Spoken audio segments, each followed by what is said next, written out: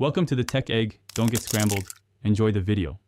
Start by gathering an 8mm socket, a Phillips screwdriver, nitrile or mechanic gloves, and a replacement bulb or side marker assembly that matches your Honda Civic year and model.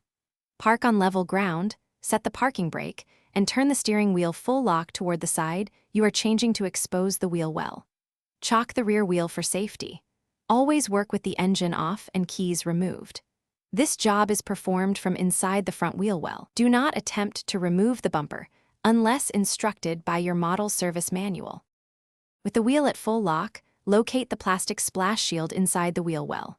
Remove 3 plastic push clips by prying the center pin with a small flathead or trim tool, then remove the visible 8mm bolt using the socket.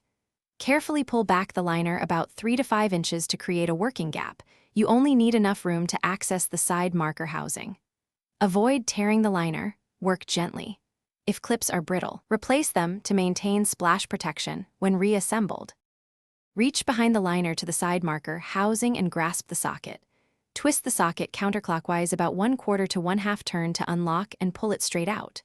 Remove the old bulb by pulling it from the socket or detach the marker assembly if replacing the whole unit. Install the new bulb or assembly, align tabs, and twist clockwise to lock.